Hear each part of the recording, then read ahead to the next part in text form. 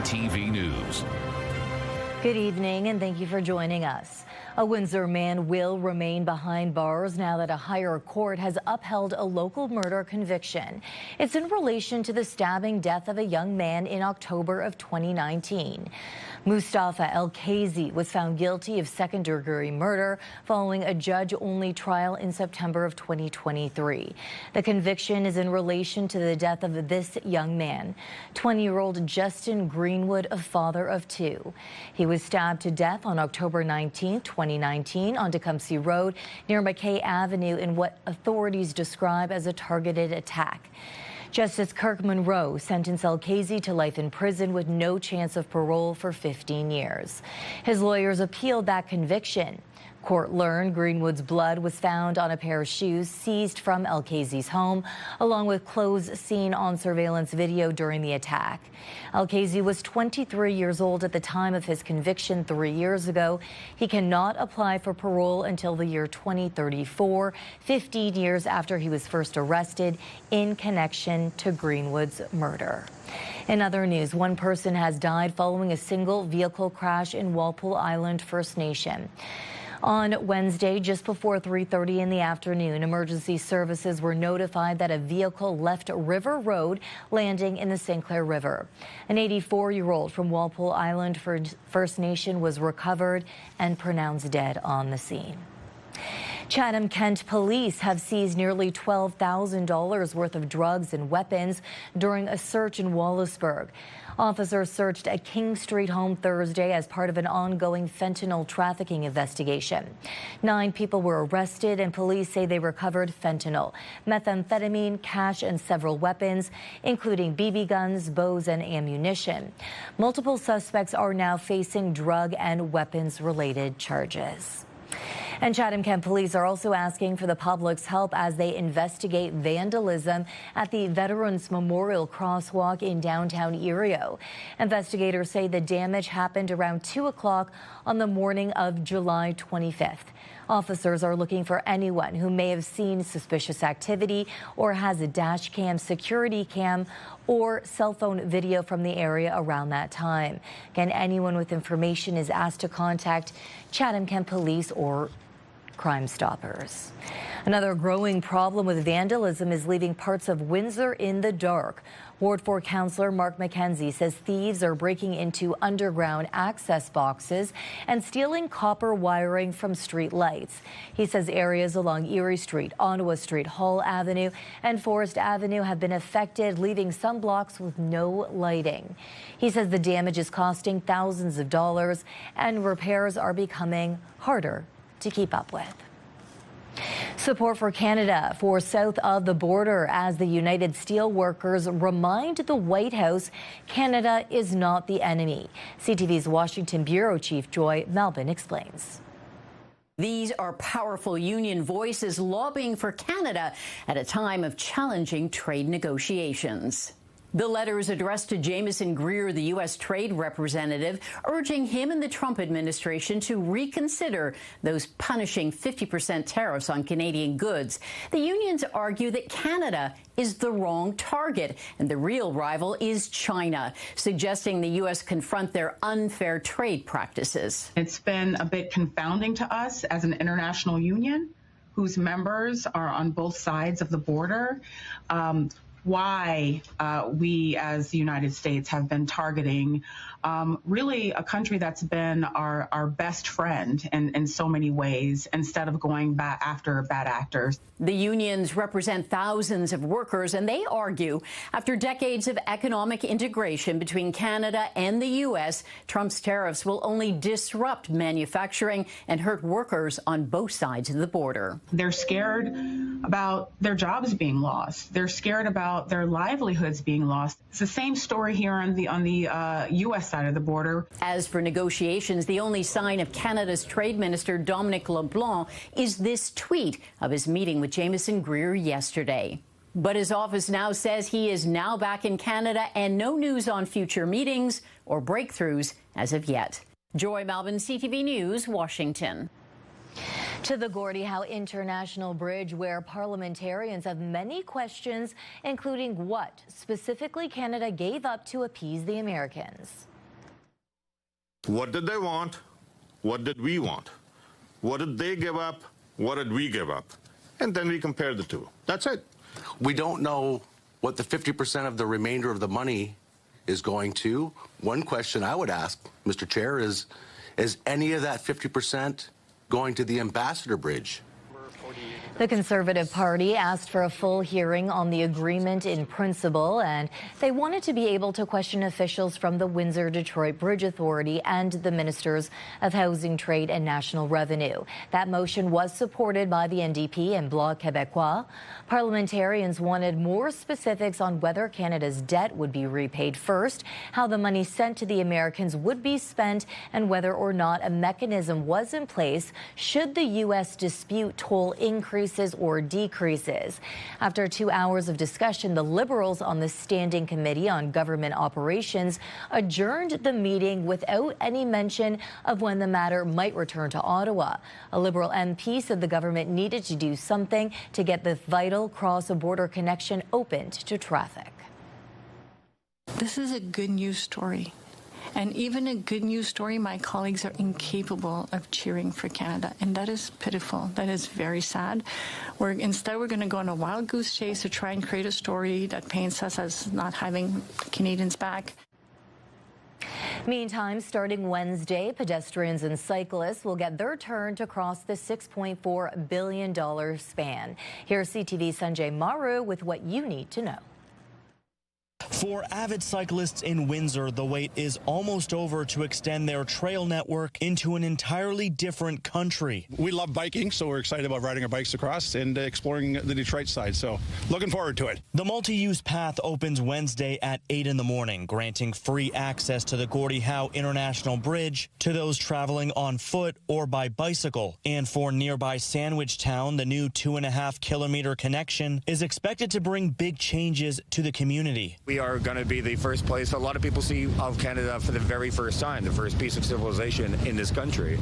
And so there's a lot of pressure with that, but with a lot of pressure comes a lot of opportunity. According to Sandwich Town BIA Chair Stephen Hargraves, 3 separate rides are being organized from Fort Wayne in Detroit across the Gordie Howe Bridge and into Sandwich Town. And the neighborhood is preparing for their arrival with additional infrastructure. We're going to introduce an additional 54 bike racks for that day specifically. What we're expecting is to be thousands of cyclists wanting to be one of the first to cross the new Gordie Howe Bridge multi-use trail. One of the most unique features of the cross-border path is users will be able to get onto the bridge and turn around at any point if they choose. But turning around does not mean turning away from customs. It doesn't stop you from going through a check-in point with the border agencies. Always when you're entering back into the country, whether it's by car, truck, or on foot or bike, you still have to go through border processing. That means even if you have no plans to set foot in the United States, you will still need your passport. And despite the opening being a week away, for many Canadians, their first destination is already clear. Mexican town, here we come.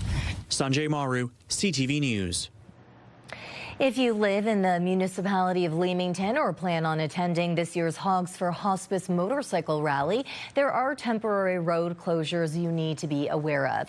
Starting tomorrow through Sunday, Seacliff Drive West from Erie Street to Shirk Street will be closed. Canover Avenue between Stewart Crescent and Forest Avenue will also be closed. And this includes the Lombardy Lane entrance into Seacliff Drive West. Local area residents will require proof of address to access closed streets. Windsor Mayor Drew Dilkens is encouraging more residents to put their names forward for this fall's municipal election, saying the city needs strong leadership as it continues to grow. So far, just 2 candidates have filed for mayor, while 17 people are seeking one of the 10 council seats. 3 incumbents have put their names forward, and no one has entered the Ward 9 race. Ward 6 will have a new representative after Councillor Jonah Ann Geniak announced she won't seek re-election. Dilkin says Windsor's $1.3 billion operation needs smart, skilled people with diverse perspectives around the council table, including more women. He adds candidates should be ready to ask tough questions and help guide the city's future. Nomination papers are due by August 21st. The municipal election is set for October 26th. CTV meteorologist Gary Archibald has your full weather details coming up in 2 minutes' time. And still ahead, meet the two polar bears wasting no time cooling off during a heat wave. Gary joining us now. Gary, warm, but we are talking about the possibility of some showers. You're right about that, Stefanie. I think tomorrow afternoon we'll see increasing cloudiness, say around 1 o'clock by 2, 3 p.m., maybe a few isolated showers. We've been warm, and that warm energy, that warm, humid air stays in place tonight through the overnight into tomorrow. We'll talk about humidex values in just a moment. Today, about 2 degrees above seasonal, and the relative humidity has been a factor. Now, it's not very high, but there's enough saturation at the surface, or partial saturation, if you will, that it inhibits our ability to cool down, to perspire. And that's why it feels warmer than the ambient temperature. 30 today, felt like about 36, almost 37. This system in northern parts of the upper Great Lakes, region Lake Superior Shores, upper Michigan, parts of Wisconsin, is sliding a little bit further south and east. By the time the leading edge of clouds work their way into southwestern Ontario, there's really not much there. It's just increasing cloudiness. But a few pop-up showers there in the green do start to percolate, and with that, there's even a slight risk of a light thunder shower. But I think tomorrow is warm to start, warm through the midday and afternoon. If we do see showers, it is very light and scattered, as you can see here through Friday afternoon, say about 4 or 5 p.m. Tomorrow's temperature, 31, feeling like about 38. And speaking of humid conditions, even by midnight, which is approaching, we're looking at temperatures in the low 20s, maybe even about 20, 21, and feeling like about 27. 19 could be the low pre-dawn. That comes in at around 5 a.m., feeling like 25 under cloudy conditions and a light breeze. So it's a warm night. The AC likely turned on for a lot of us. Tomorrow, cloudy, some peaks of sunshine, not a lot of rain if we do see it by the time the afternoon rolls around, but 38 is warm, so try to stay cool and watch out for our very young friends, our old, those who are infirm, and of course our pets.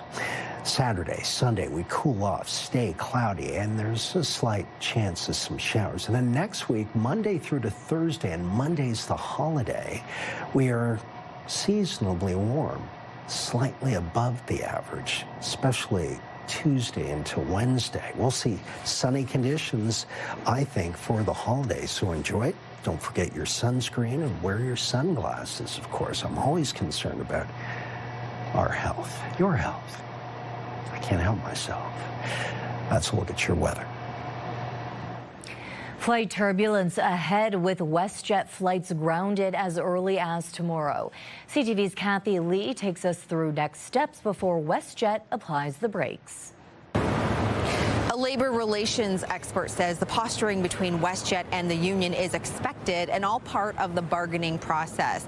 Both sides have now issued lockout and strike notices, but there's still time to reach an agreement and avoid a work stoppage.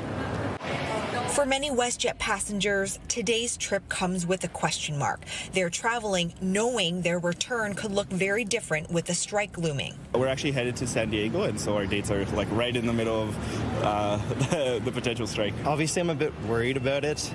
I think there's probably some alternatives I could get from there if it was impacted. As bargaining continues, the union representing about 4,400 flight attendants has issued a 72-hour strike notice, while the airline has responded responded with a lockout notice of its own. In a statement, WestJet's CEO saying, "We sincerely regret the inconvenience and uncertainty this continues to cause for our guests." The union planned a press conference but canceled, saying in a statement, "Unfortunately, the parties are still too far apart on some key issues." Flight attendants voted 99% in favor of a strike mandate earlier this month. Wages, unpaid work, and working conditions, the major sticking points at the bargaining table. Issues similar to why Air Canada flight attendants went on strike last year for 3 days.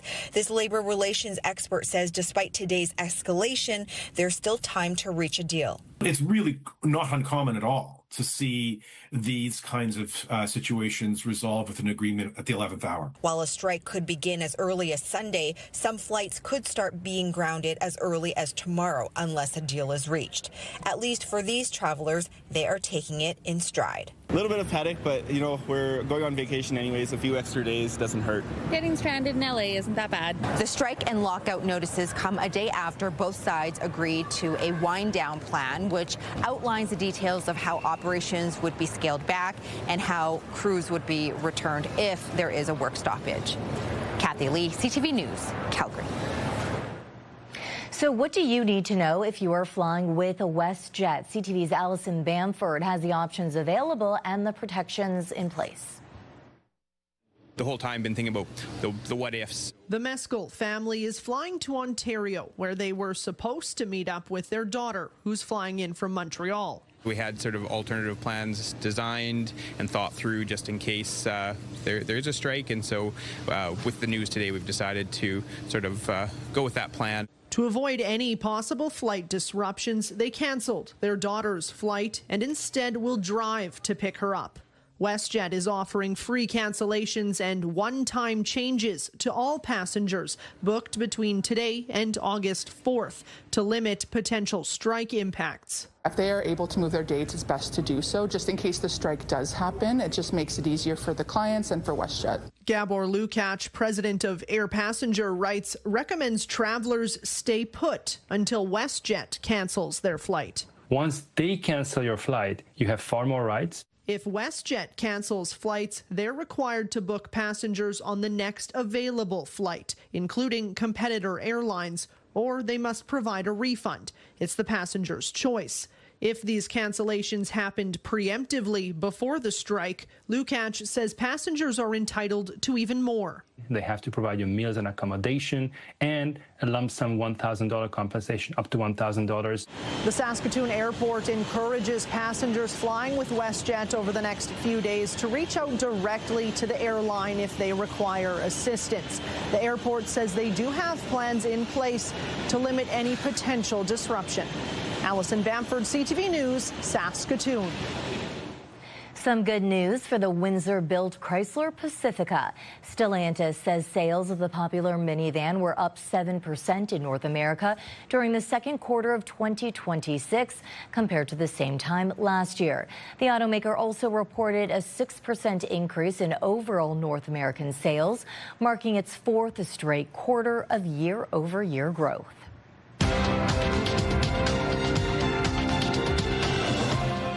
In Toronto, the TSX gained 172 points, while in New York, the Dow added 614. The Nasdaq is up 679. The Canadian dollar gained a third of a cent. Gold is up at $83 an ounce, and oil fell 87 cents a barrel. Start your day with the latest local news. By signing up for our newsletter, you'll get direct local content straight from CTV Windsor to your inbox, including top stories, the forecast, and videos. You can sign up at ctvnewswindsor.ca. CTV News can now reveal the name of the alleged Canadian spy working for a third nation as a member of a criminal organization. CTV's Judy Trin has more. Reuters reported that the Canadian intern arrested for spying at the Military Command Center of NATO was named Claire Zed, which matches a former Statistics Canada employee identified in this federal court document. Claire Biwei Zhang worked in Ottawa and was accused of fraud, of deceiving the Canadian Border Services Agency into thinking she was two different persons. Documents show she was born in 1993. It's not known when she became a Canadian citizen. This former CSIS director says the suspect was caught before she could do greater damage. The payoff for that operation is 15 years from now when that individual is the director or director general or higher. That's the big payoff, because then you have access to real information and useful information. At her level, the kinds of information she would have access to would be probably pretty minimal. An account linked to Zhang shows that she was seeking an apartment in Mons, Belgium a year ago. The Post says she's starting an internship at Shape NATO. Zhang has degrees in economics and engineering. At the University of Ottawa, she was part of the Smart Connected Vehicles Innovation Centre. The lab does research on artificial intelligence, self-driving vehicles, and drone technology. If the third-party country is in fact China, it shows China's interests. Her LinkedIn profile says she also did work for the World Trade Organization, the Canadian Space Agency, and the European Space Agency. Before starting her work at NATO, her security clearance was approved by the Government of Canada after being vetted by CSIS. There are a lot of opportunities to turn people, but sleeper cells sit for very, very long periods of time. And so the sort of reverse engineering that is done of this process to understand who she is, truly, and what we knew about her and what we should have known about her is going to be very telling. CSIS has recently put out a warning that international students could be used in foreign interference operations.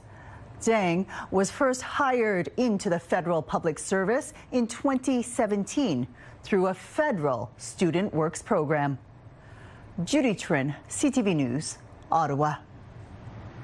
European national soccer teams are threatening to boycott the next World Cup if FIFA goes ahead with a plan to sell stakes in the tournament to private investors. FIFA's president, Gianni Infantino, wants to create a $20 billion spin-off company to run the World Cup with minority ownership stakes up for sale. Europe's governing soccer body, called UEFA, held an emergency meeting today where members voted to boycott FIFA competitions if the plan goes through. In a statement, the group said, quote, "Some things are simply too important to sell." Discussion here at Windsor City Hall. Windsor's top stories. A major project is about to get underway. Breaking news alerts. Severe weather is a possibility. And watch live. Good evening, and thank you for joining us. Download the CTV News app. Montreal is marking the 50th anniversary of the 1976 Olympic Games, and as part of those celebrations, a legend among gymnasts is making a return to the place where she accomplished the first ever perfect 10 in Olympic competition. CTV's Geneviève Beauchemin on plans to commemorate that moment in history. With her trademark stance seen around the world half a century ago, Nadia Comaneci, nicknamed the Queen of the Montreal Games, returned to mark the 76th Olympics anniversary. I am here because a 14-year-old decided to do something, 50 years ago. And I'm impressed as an adult right now about the courage that that 14-year-old had. The young gymnast from Romania landed the first perfect 10 in Olympic history on July 18, 1976. If you listen to the arena, people, you can hear, so I call it the Nadia touch. The 10 was so unexpected, the scoreboard showed a 1.0. Her husband of more than 30 years now, fellow Olympic champion Bart Connor, who was also competing in Montreal, was sitting in the stands when she performed. It changed the trajectory of the Olympic movement. The games were playing out with the backdrop of boycotts over apartheid, of the Cold War, of massive cost overruns for the host city.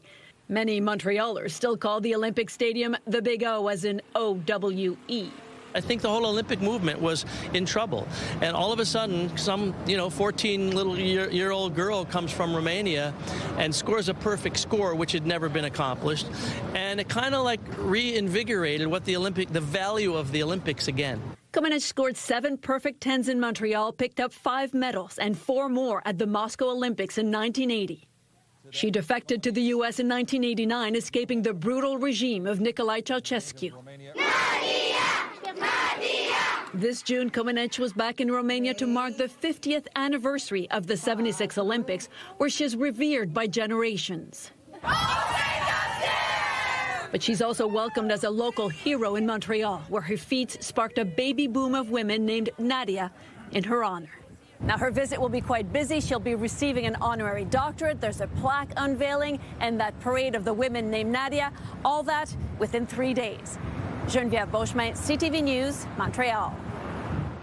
Gary joins us one final time for a look at his forecast. Gary.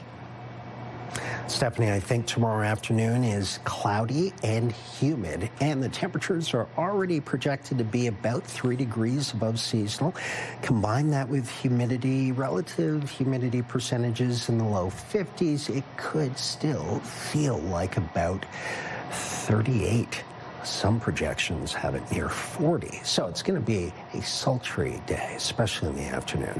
The umbrella, I think you should keep it nearby, especially for Saturday morning early, and again for Sunday. Although the probabilities are relatively low, pop-up showers are possible, even a light thunder shower for the weekend. Notice we're cooler, a couple of degrees below seasonal before we warm up under sunny conditions for the holiday Monday, 27. Then upper 20s, if not 30 degrees through the middle of next week. Again, sunny.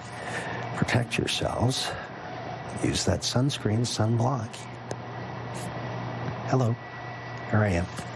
Just thought I'd say hello once again before I'm off tomorrow and the holiday Monday. Just gotta still deal with this cold. Have yourselves a good holiday weekend. Good night. A zoo in Prague has found an effective way to keep its polar bears cool during the scorching European summer heat wave. The 2 polar bears wasted no time cooling off, rolling around in beds of ice cubes in their outside enclosure. It's a timely treat with highs hitting 38 degrees Celsius. Zookeepers say the ice is also a stimulus for the bears to engage in some physical and mental activities. Adorable. That's your news for tonight. Thank you for watching. See you right back here tomorrow night at 11 o'clock.